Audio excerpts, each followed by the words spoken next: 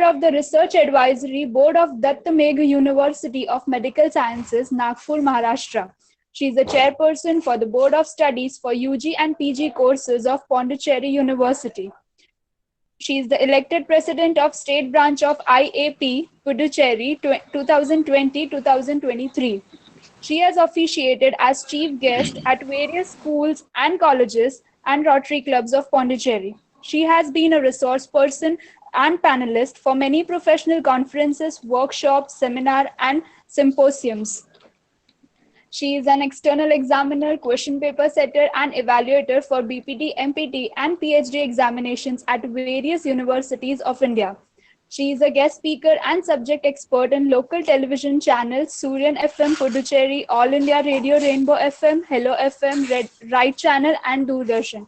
She has been the co-investigator for research projects on morbidity management and disability prevention in lymphatic filariasis with physiotherapy techniques. She has served as a Rotarian from 2010 and is involved in community service.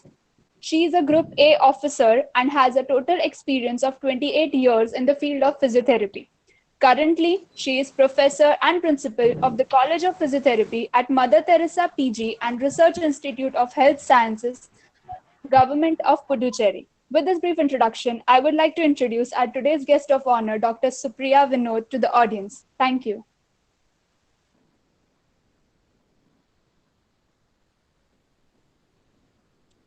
Jill, you are not audible. Okay, sorry. So now we are going to get Dr. Supriya Vinod to enlighten us with her knowledge. So over to you, ma'am. Thank you for that introduction. First and foremost, I'm here in this platform just because of my dear friend and the principal of Nutan College, Dr. Subhash Khatri. Hi. Thank you. It's a great opportunity to be with you. I hope my audio and my video can be seen. Is the video seen?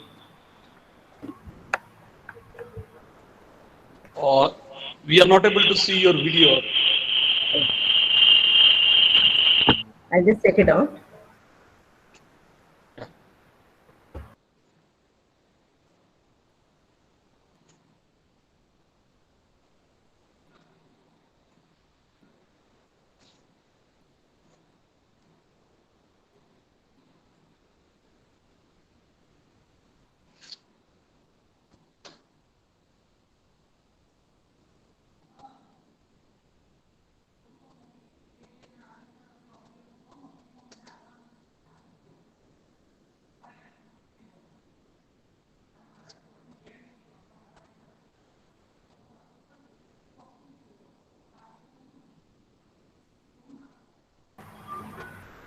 Both are enabled now.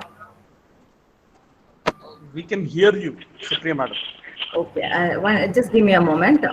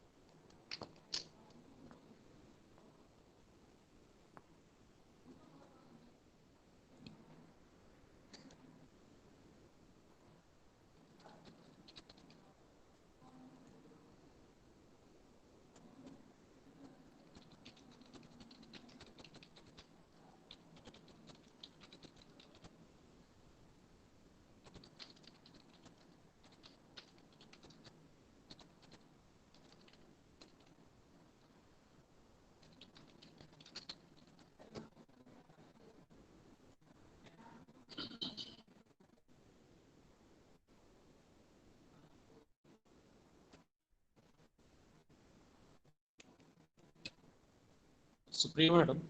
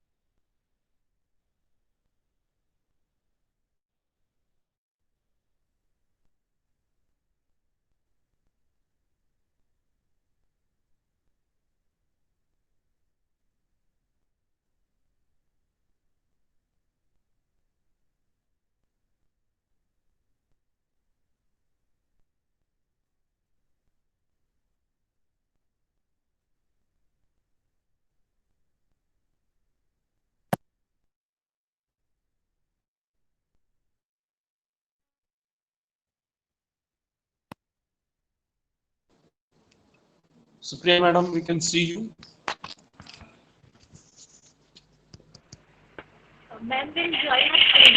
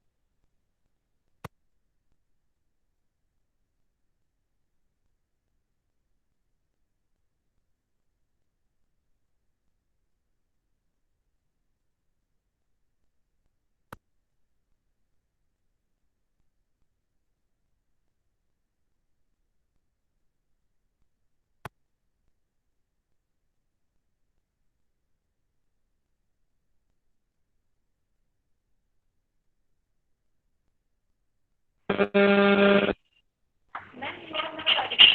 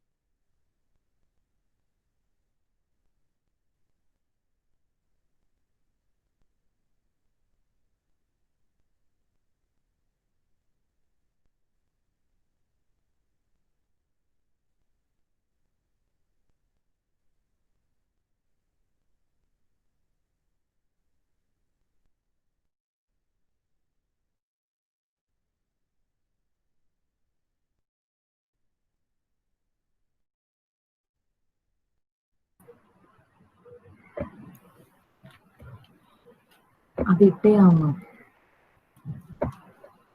കാണുന്നുണ്ട്.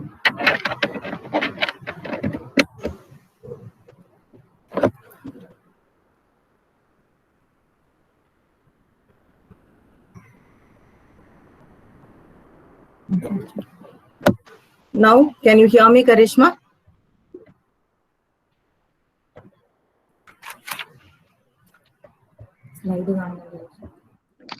Yes, ma'am. Now you are audible. Video? Video is also available. Really sorry to all the participants for that technical snag. We'll go into the first slide on peripheral vascular diseases.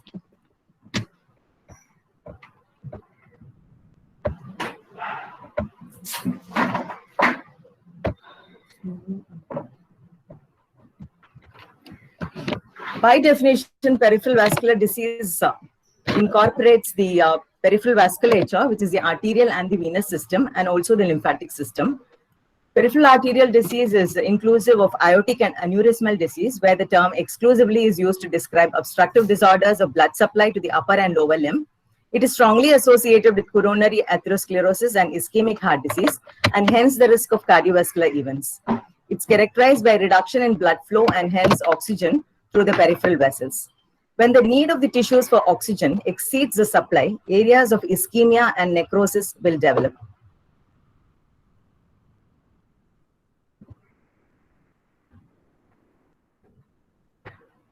Modifiable factors contributing to the development of peripheral vascular diseases are atherosclerotic changes, thrombosis, embolization, increased coagulability of the blood, uncontrolled hypertension, inflammatory process or infections, chronic cigarette smoking, physical inactivity, a sedentary lifestyle, and obesity. Unmodifiable factors include age and family, a strong history of peripheral arterial disease. Here we need to know about two terminologies, arterial insufficiency and venous insufficiency. Arterial insufficiency is decreased blood flow towards the tissues, producing ischemia. We all know that arteries are vessels that carry oxygenated blood from the heart to the peripheries, and veins are vessels that lead from the peripheries towards the heart.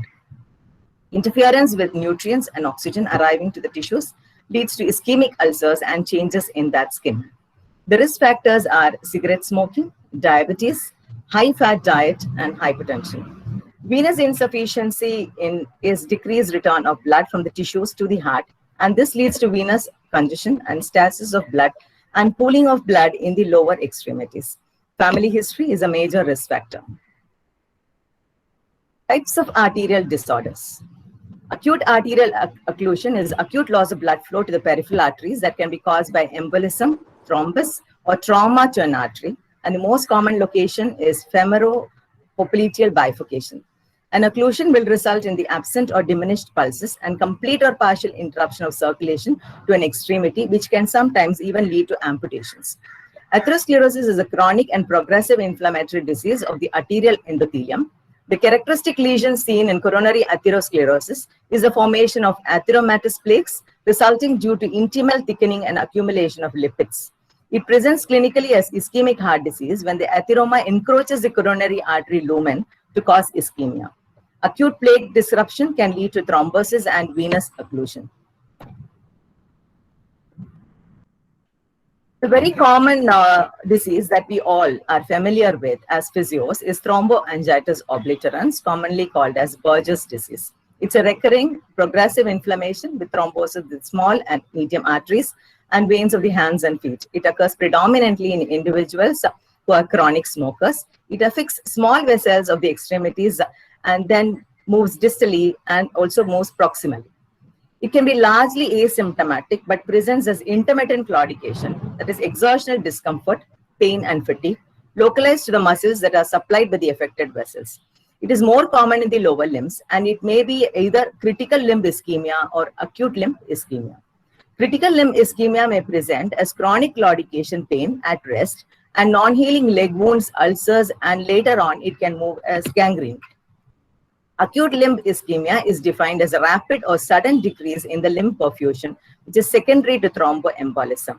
Acute limb ischemia may present as a sudden loss of the pulses, motor and sensory functions.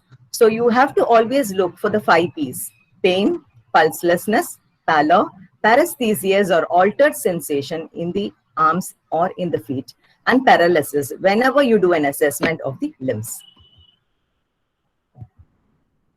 The next is Raynaud's disease, not very common in tropical climate as ours, but is very prevalent in extremely cold countries. It is caused by vasospasm, most often affecting small arteries and arterioles of the fingers or toes, usually bilateral and symmetric.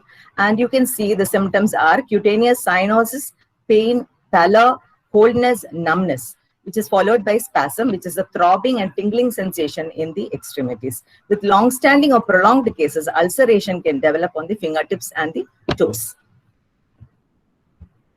Diagnosis and evaluation of arterial disorders. The first and foremost is the palpation of the pulses. And which pulses are we going to see now? Pulses are described as normal, diminished or absent, and pulselessness is a sign of severe arterial insufficiency. In the lower extremity, the femoral, popliteal, dorsalis pedis, and posterior tibial pulses are commonly located, whereas in the upper extremity, the radial and brachial pulses are often palpated. Dorsalis pedis on the superior surface of the foot, lateral to the tendon of the great toe, is often palpated to determine the integrity of the distal blood flow in peripheral vascular disease. The pulse should be assessed for rhythm and quality. The peripheral pulses should occur regularly for a 60-second palpation period, not like how students generally take pulse for 5 seconds and then you keep multiplying it. Assessing the equality between pulses in both limbs can determine the presence of obstructive arterial disease or coarctation of aorta. A reduced, thready or absent pulse is a sign of impaired blood flow or poor cardiac output. The next is the skin temperature. A limb with diminished arterial blood flow will be cool to the touch. And if a discrepancy exists between an involved and an uninvolved extremity, a quantitative measurement of the skin temperature should be made with an electronic thermometer. The skin integrity and pigmentation. The skin is pale and dry. Hair loss and a shiny appearance also occurs. Skin ulcerations may be present too. Ruber of dependency test is a common test done by us. This test evaluates the changes in the skin color that occurs with elevation and dependency of the limb as a result of altered blood flow. In Indian population, we may not be able to see or observe this keenly, hence the soles may be noted. Here the legs are elevated to 60 degrees for a minute while the patient is lying supine, and gradually increase the elevation to 45 degrees, to reduce the elevation to 45 and then down to the normal level of the bed. Bring the limb down to the dependency position and then once again allow the patient to take rest. The ankle brachial index. It is a quick non-invasive way to check for peripheral arterial disease. An ankle brachial index compares the BP measured at the ankle with the BP measured at the arm. If it is low, it indicates narrowing or blockage of arteries in the leg. The ratio of systolic ankle pressure, which is the greater of the posterior tibial and dorsalis pedis arteries, to the systolic brachial artery pressure is commonly used to both diagnose and grade lower limb peripheral arterial disease. You can see in the chart the ABA ranges. Any range between 0.9 to 1 point, anything above 0.9 is normal. So 0.9 to 0.7 is mild arterial disease plus intermittent claudication. 0.7 to 0.5 is moderate arterial disease plus rest pain, and less than 0.5 is severe arterial disease.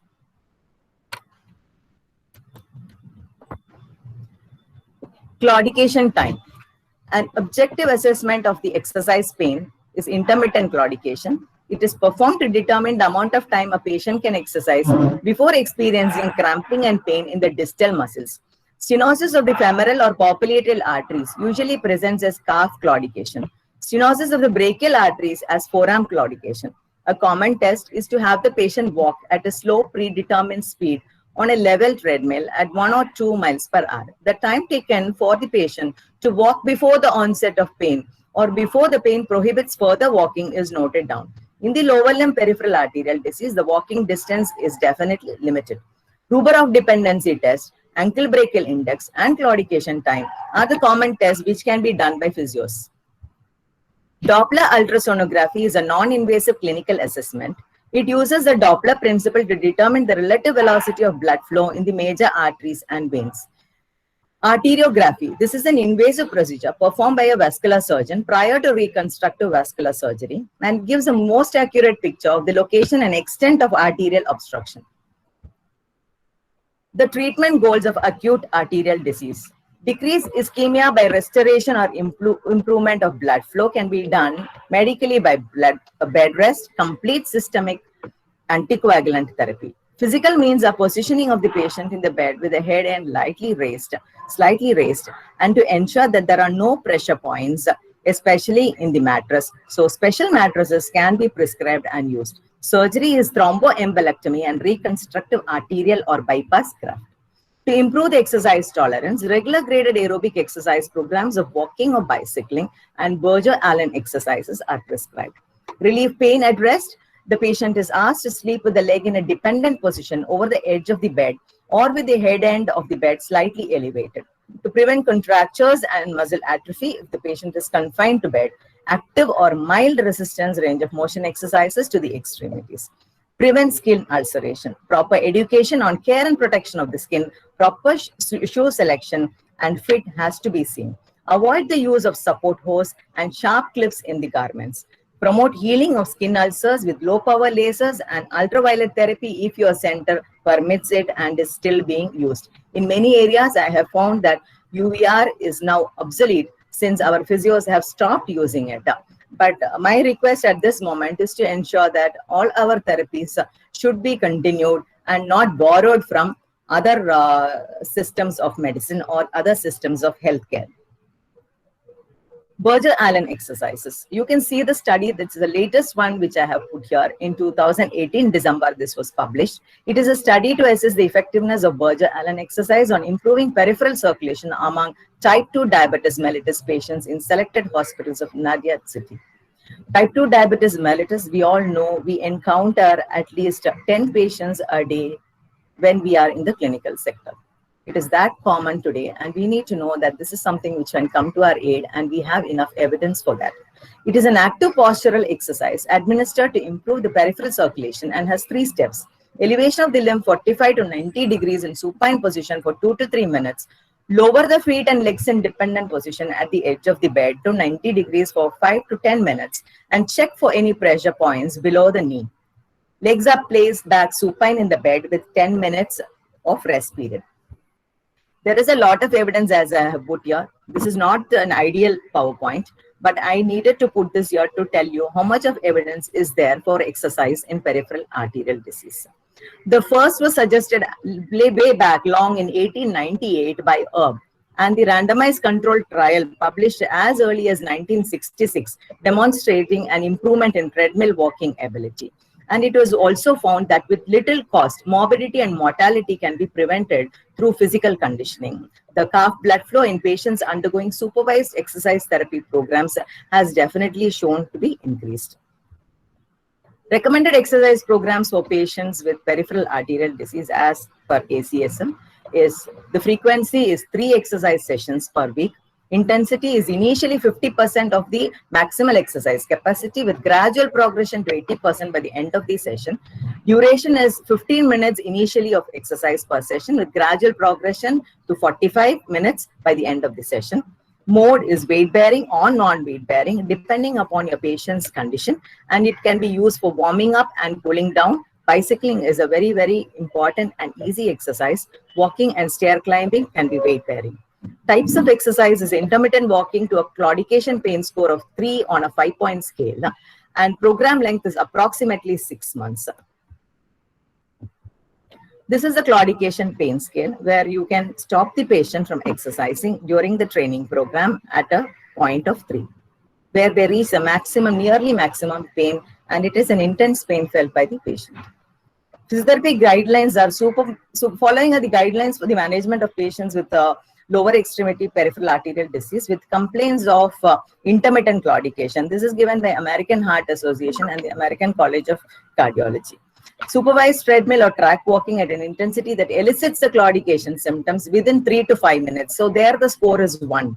Then walking until the claudication pain is rated as a moderate score of 2. and repeating these exercise and rest cycles for 35 minutes of intermittent walking, and then increasing the exercise program by 5 minutes per session to 50 minutes 3 to 5 times per week. And the minimum duration of the entire program has to be 12 weeks as for any other rehabilitation program. You can have charts like this in your section to record and document the treatments given by you and also the patient's medical details. So it consists of the demographic details, the medical history, the risk factors that a person may or may not have for COD, pain screening rate, and observation of the wounds that are present, the stress test results if they are done, and the ABI, which is the ankle brachial index. The supervised exercise therapy evaluation sheet also consists of the 6-minute walk test, of which the following is mandatory to be recorded: the total time walked by the patient, the resting heart rate, exercise heart rate, recovery heart rate, the resting blood pressure, the exercise blood pressure, and the recovery blood pressure. This is very common in any cardiac rehabilitation unit. A claudication onset time, the claudication onset distance, and the total distance walked by the patient, and an effort rating which can be done by even a Box scale, and the oxygen saturation. Treadmill is considered as a gold standard for exercise therapy in peripheral arterial disease. So initial prescription has to be determined by the baseline functional testing. So initially have a baseline function testing for all your patients. Perform a treadmill familiarization program to allow the patient to determine the preferred walking speed by them, because they may be of any age. We do not know who gets the peripheral arterial disease. It is not age restricted. So training sessions consist of intermittent bouts of walking, resting based on the claudication level. So always use your claudication scale to determine the exercise and the rest cycles. The treadmill protocol, you have to choose a comfortable walking speed and adjust grade as needed to induce a 3 or 4 in a 5-point claudication scale within 5 to 10 minutes of starting the program. So have the participant rest until the pain dissipates and then repeat the intervals within 60 minutes as tolerated by the patient. So there can also be a daily progress note recorded by you, in which the following are very important: exercise blood pressure, total exercise time, total rest time, and total session time. Because patients can have symptoms while they are in your session, and symptoms beyond claudication pain like exertional dyspnea, chest pain, they can have giddiness, they can have fainting, there can be a loss of consciousness, there can be tachycardia. So it is very important to know what home exercise program has been prescribed and whether the person is adhering to the program or not, and also the progress of the person from the time he has come to you and till he is discharged. There are different modes of exercises prescribed. You can find low and high intensity, but this intensity can be guided by an exercise tolerance test with the use of heart rate reserve or oxygen uptake reserve. Every exercise that you prescribe is dependent on the condition and the severity of the condition which your patient is going through. Weight bearing versus non-weight bearing exercises can be treadmill or stepper. Non-weight bearing exercises, bicycling ergometer, rowing ergometer, all this is related to the age of your patient. Upper body exercises are prescribed in a person who has a lower limb arterial disease. The reason is definitely to improve on their aerobic capacity. All these are simple exercises, even though the background shows it as a gym. These are things that can be done very easily by your patients in the home atmosphere and at rest without much effort. Lower body exercises, you can use loops, you can use TheraBands, you can use a reclining seat for a seated leg press, and very simple ankle pumps can be taught anytime that he or she is sitting in the office or working on a system. With that, we come to the end of arterial disease, and now we go to venous diseases.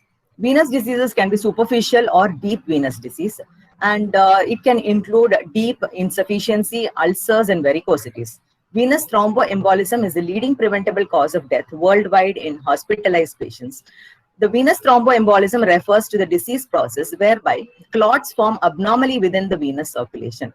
The venous thromboembolism occurs as a result of Virchow's triad. Virchow's triad is nothing but it is venous stasis or pooling of blood in the lower extremities and blood vessel endothelial damage, which again leads to blood clotting. So this is a vicious cycle. This can stimulate the formation of blood clots, which is called as thrombus, and then a thromboembolism when the thrombus starts moving. And this thrombus can go anywhere in the body, and very commonly it lands up in the lungs, and then we call it as a pulmonary embolism, and it can precipitate death, a sudden death and a silent death. So common manifestations of venous thromboembolism are DVT and pulmonary embolism. Very, very common condition which we always look for right from the time when we start studying our exercise therapy or electrotherapy is deep vein thrombosis. And what is this? This is formation of blood clot in one of the deep veins of the body, usually in the legs. It tends to occur the bifurcation of the deep veins, which is a site of turbulent blood flow. It is also the result of a virtuous triad.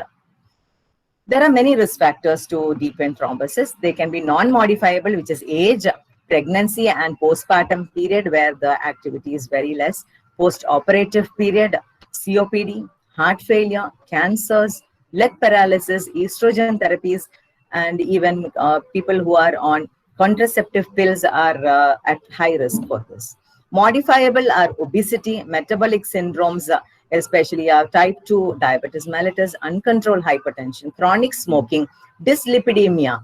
Acute provoking factors are immobilization for a long period, especially after surgeries, a previous history of deep vein thrombosis, iatrogenic central venous catheters, stroke, protein C deficiency, long air or car trips where the person needs to sit for more than 8 hours in a position.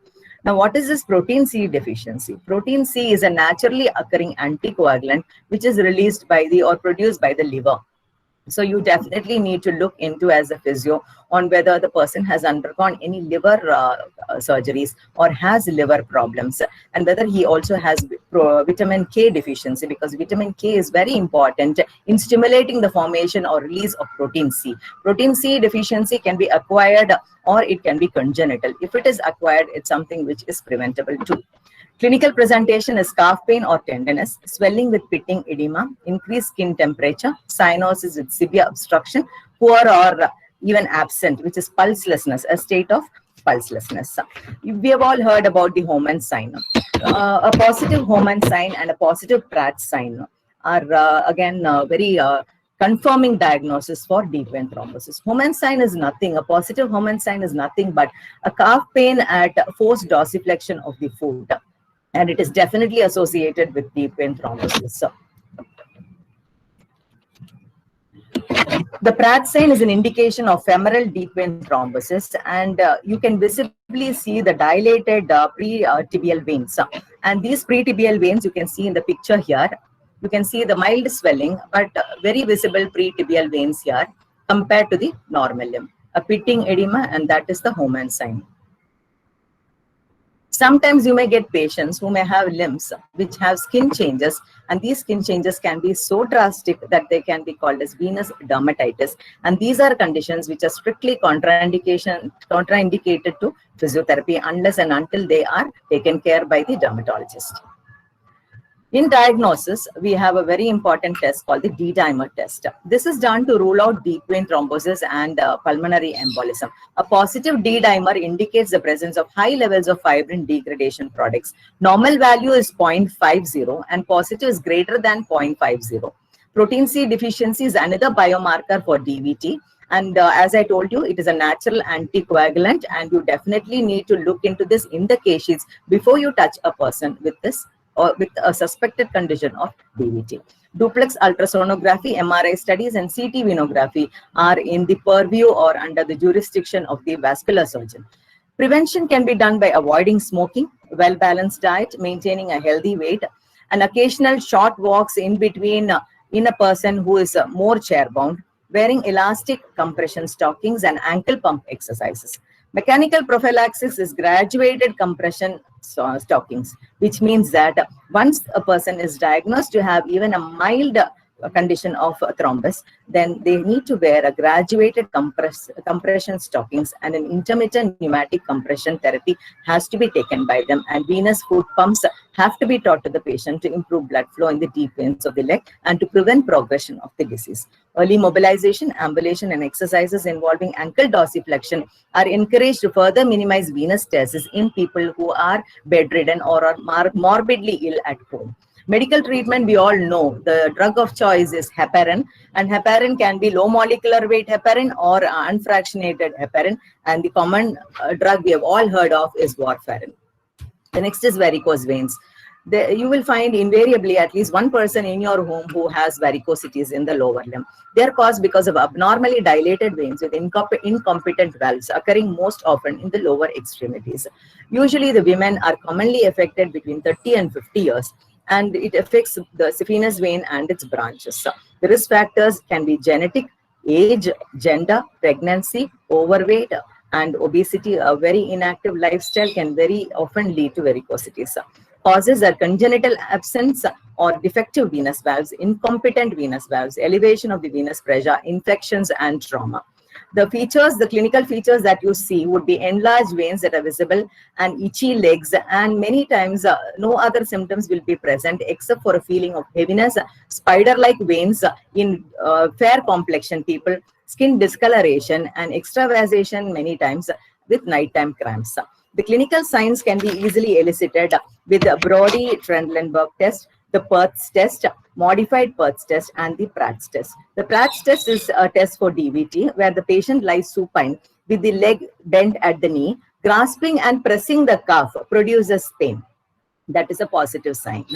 And if you see the Perthes test, it is a clinical test for assessing the patency of the deep femoral veins prior to vascular surgery. The limb is elevated and a crepe bandage is applied very firmly from the toes to 1/3 of the mid-thigh to obliterate the superficial vessels. And this is a positive sign when you know that there is a refilling at a later time.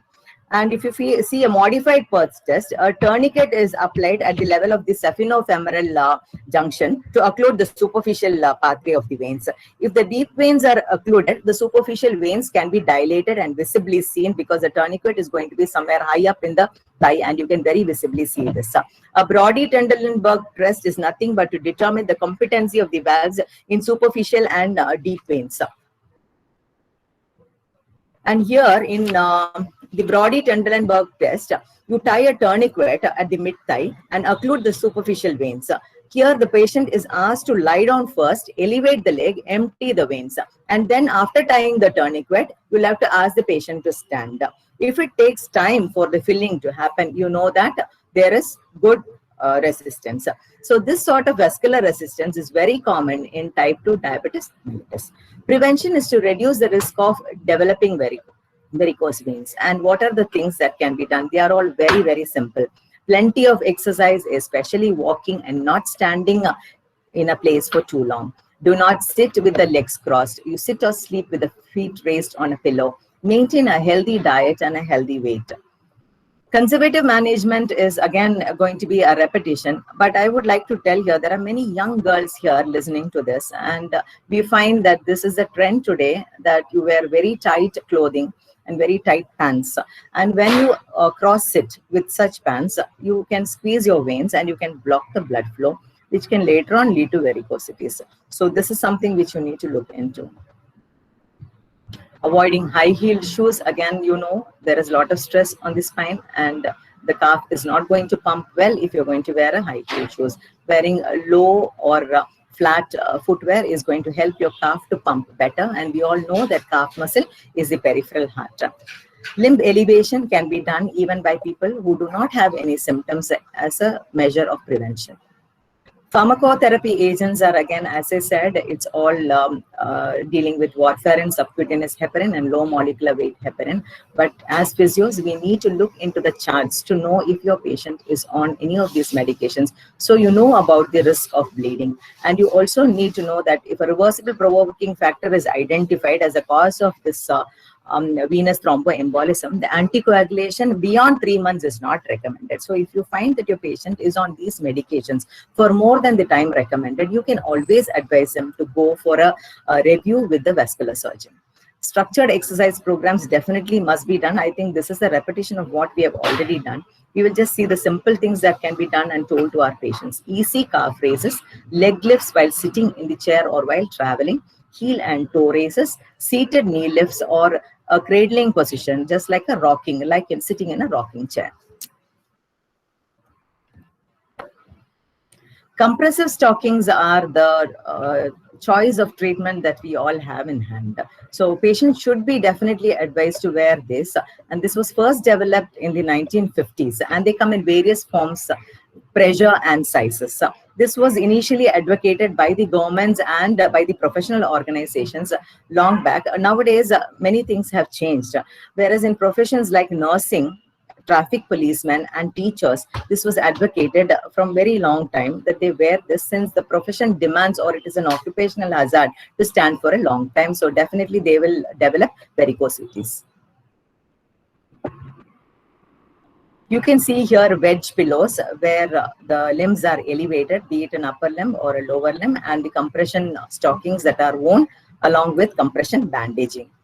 Intermittent pneumatic compression is a device that consists of inflatable garments, and this is an electrical pneumatical pump that will pump air, compressed air into the garment, and this garment has many channels through which this compressed air can be passed, and this is done alternatively, giving the effect as pumping. And so the inflation and deflation cycles, they mimic the contraction of the calf muscle. With that, we come to the end of the venous disease, and now we go to the lymphatic disease. In lymphatic disease, the most common thing that we as physios have seen is lymphedema, excessive accumulation of extravascular and extracellular fluid in the tissue spaces that is caused by disturbance of water and protein balance across the capillary membrane. This is the standard textbook definition of lymphedema. But according to us, what is lymphedema? We look at the limb, we know it is edema. So painless swelling of the distal extremity, heaviness of extremity felt by the patient, paresthesia of the hand and feet, tautness or tightness felt by the patient in their skin, skin breakdown when the edema is very gross, the poddy orange appearance, which is the peeled orange appearance of the skin, cellulitis when the skin becomes dry and infected. Evaluation of lymphedema is using girth measurement, volumetric measurement of the extremity, a Stemmer's sign, and lymph angiography. That is how a lymph node with filarial worms looks like. This is a very graphical representation. Now, what happens in lymphedema? There is blockage of the lymphatic vessels, and this leads to fluid retention. And we all have heard about the cancer-related lymphedema. Here we find that lymphedema is mainly due to removal of the lymph nodes when they are affected or affected by metastasis or secondary tumors and cancers and spread of cancers. So when there is a mastectomy, a total mastectomy where the radical lymph nodes are also removed from the axilla, you find lymphedema in the upper limb. Similarly, in the lower limb. Now let us see about another type of lymphedema where our role is very much defined, but we have not yet explored. That is lymphatic filariasis. It is caused by infection with adult worms of nematode parasite that is transmitted by vectors, mainly mosquitoes, which we find plenty in our land. There are three types of thread-like filarial worms. Wuchereria bancrofti, which is responsible for 90% of the cases, Brugia malai and Brugia timori, less common. Lymphedema should definitely be in the differential diagnosis whenever you look at a limb with edema. What are the other types of edema from which you need to differentiate? Lipidemia, chronic venous insufficiency, acute deep venous thrombophlebitis, cardiac or renal edema, malignancy, and myxedema. These are areas where we need to differentiate lymphedema. And how will we do that? A very simple test, that is a Kaposi-Stemmer sign. This is the inability to pinch a fold of skin at the base of the second toe because of thickened skin, and this indicates lymphedema because of filariasis. And filariasis, again, there are three questions which you need to ask yourself and the patients to definitely confirm your diagnosis. Is this swelling reversible overnight? That is, it has to go with a leg elevation at night or during sleep.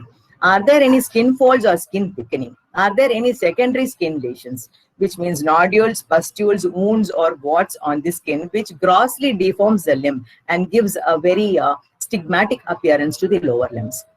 There are many grades of lymphedema too. You can find grade 1 to 4. This is filarial lymphedema. So you find the edema as pitting in the first grade, pitting or non-pitting in the second grade, non-pitting in the third and the fourth grade. Whereas reversibility is a very, very essential aspect that we need to know, because physios play a very big role in grade 1 and grade 2. Reversible and partially reversible. The skin is normal at this time, so it is very easy for us to touch and make our patients do the exercises necessary. Grade 3 is the skin is very thickened and there are shallow folds where there can be bacterial infections and superimposed fungal infections. It is non-reversible. And grade 4 is also non-reversible, where there can be secondary changes on the skin and the limb is grossly deformed. These are the pictures for you to understand. You can see the grade 1 is just mild swelling, glossy appearance and shiny appearance of the skin with erythema. And the second grade, the second picture, you find that the lymphedema is again non-pitting. It can progress to pitting. The third grade, you find it with or without nodules and warts, but in the fourth grade, definitely there will be warts, pustules, superimposed fungal infections in the folds that you see here. The general goals of treatment in lymphatic filariasis is reduce the lymphedema, prevent further edema, and prevent infections and cellulitis and bacterial infections. To reduce lymphedema, we have intermittent mechanical compression device, positioning of the extremity in an elevated position, manual lymphatic drainage with massage, isometric and isotonic exercises to the distal muscles. To prevent further edema, elastic support stocking or sleeves have to be encouraged. Regular elevation of the extremity, avoiding an increased load on the lymphatics like a dependent limb positioning. These patients should never let their limb hanging down assisted by gravity. There should be no local heat applications, especially when they have ADL attacks.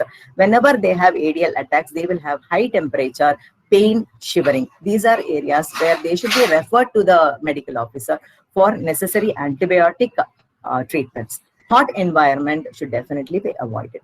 Prevent infections and cellulitis. Frequent application of moisturizer to keep the skin moist and supple and dry, because a breakage of skin will definitely lead to cellulitis, and use of antibiotics.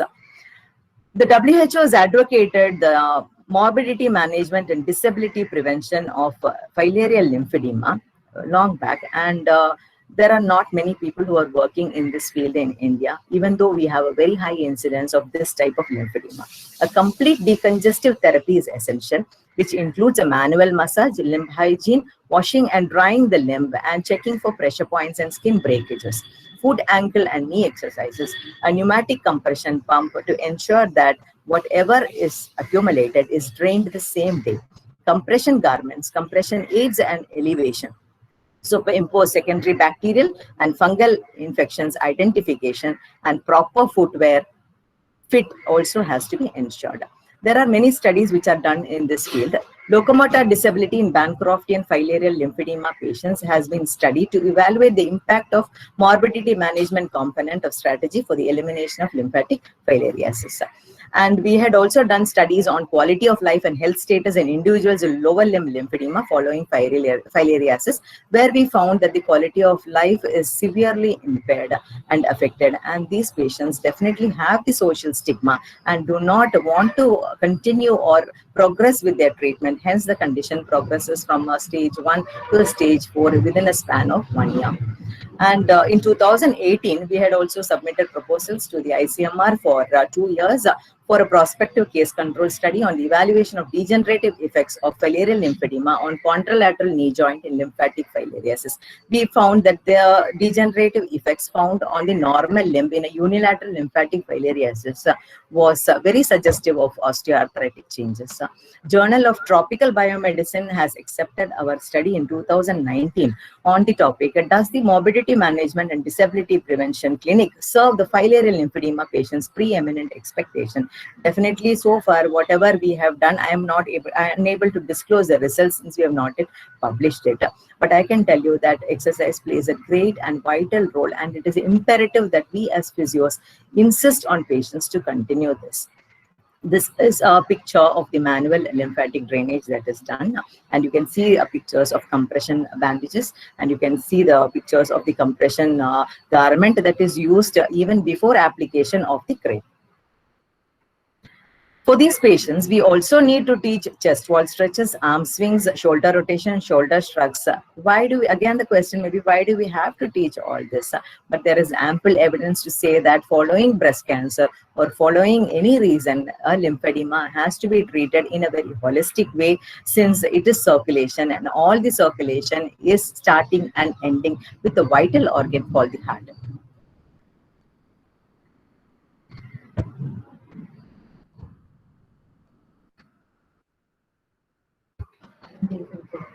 So to conclude, I would say that peripheral vascular diseases are preventable and treatable.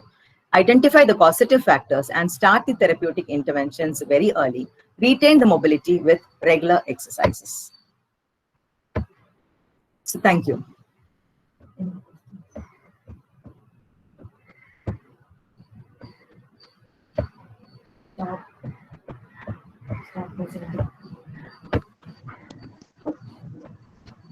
Thank you so much, ma'am. Jill? Thank you so much, ma'am. If anyone wants to ask questions, they can unmute themselves and then they can ask questions.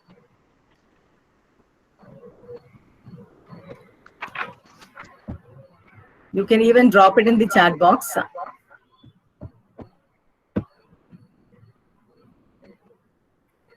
I also would like to add that there are many questions on whether these people who have these sort of conditions can be put on treadmill walking.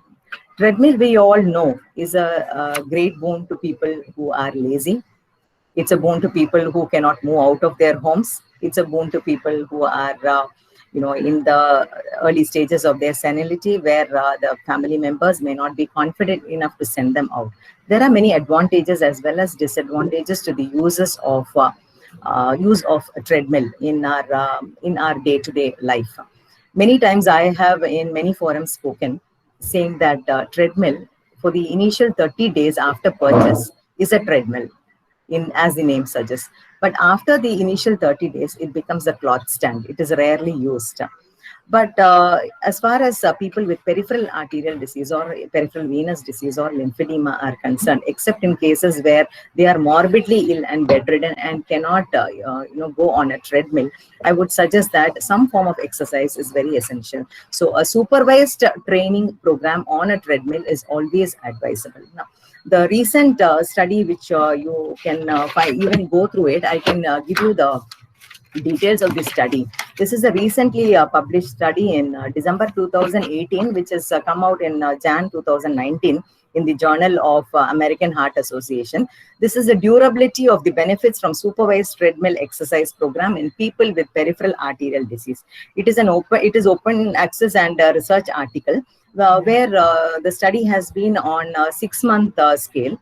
The patients have been put on a supervised treadmill exercise program, and they have been also put on aerobic exercise program of the treadmill. And it was found that the follow-up after 6 months, when a teleconsultation was done for them, was not as good as it was during the supervised training program. So that is an eye-opener for all of us. There are many physios who tell, continue the exercise at home. This is something which we are all accustomed to, and even the patients believe it and they start doing it. But I would suggest that this study is a very big eye-opener, where you always insist in peripheral vascular disease, the patients always have a supervised training program, so you know that they are getting the best out of whatever you have given them. I will just go through the chart to see if there are any questions. Brijesh, any particular yoga for arterial dysfunction? I am not an yoga expert, but I can always say that we talk about yoga as a way of living. But pranayama and nadi shuddhi, to my knowledge, can definitely help in calming down a person's senses. And you know how agitated and how tense these persons with this disease will be. If we did have a disease like this, looking at the discoloration and the change in our lower limbs and unable to do our normal activities without restriction or without a break and without taking rest in between is definitely annoying and creates a lot of anxiety. So these sort of techniques to relax, yoga for relaxation, can definitely be done by anybody. It is not specifically for arterial dysfunction. But while speaking, I had told very clearly about not crossing the legs when you have an established dysfunction. So that has to be avoided. So any techniques in yoga where it requires crossing of leg can be avoided. Anything in the standing or maybe for a short time or sitting on a chair and elevation can definitely be encouraged. Yes. Varicosity again, it is not as dangerous or as serious as a superficial or a deep vein disease.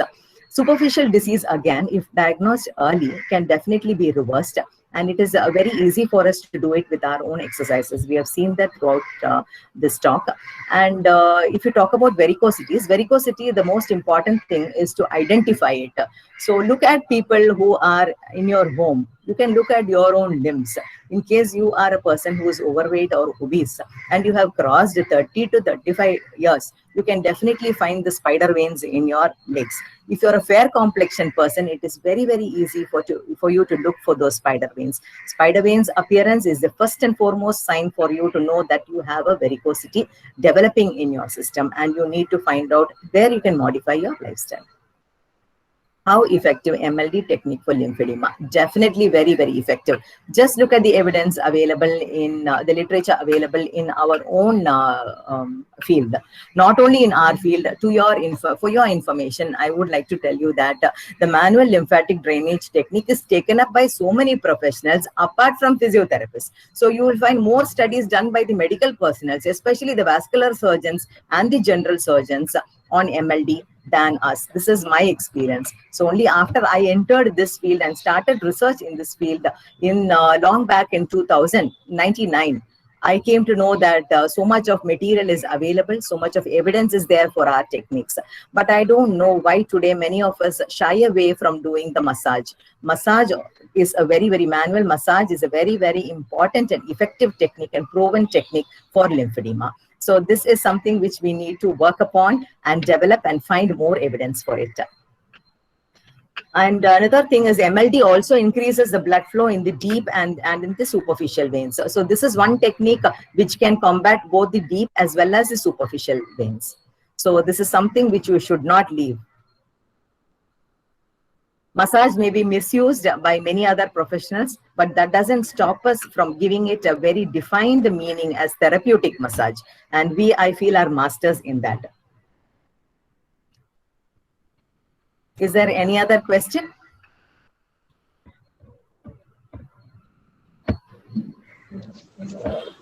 I think if there are no other questions, I again would like to add one more thing. These are all preventable and treatable diseases. Treatable is fine. We have many professionals out there, many experts out there to treat the disease. But preventable, this is something which we all need to work as physios. We can always tell our patients who come to us with other conditions on how to prevent this, because this is a very, very common condition found today due to the sedentary lifestyle that we are all following, especially the youngsters.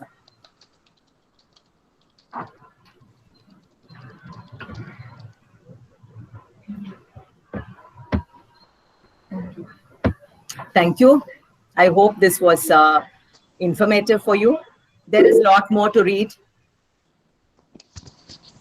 There is no age for teaching. Similarly, there is no age for learning too. So I feel that each of us, including me, definitely need to read upon more and more to get more insight into whatever we are doing in our therapeutic forums. Thank you.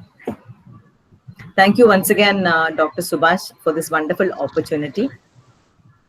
I hope I have not exceeded the time given to me. In fact, the technical snag had taken some time off. I'm really apologetic for that. But otherwise, I hope I have done justice to the topic given to me. Definitely, Supriya Madam. Thank you so much for sharing your knowledge and expertise. Over to Jill now. Yes, thank you, sir. Thank you so much, ma'am, for enlightening us with your knowledge. I'm very sure that this information that you gave us will be very beneficial for all of us. So now I would like to call upon Urja to take vote of thanks. Over to Urja. Thank you so much, Jill.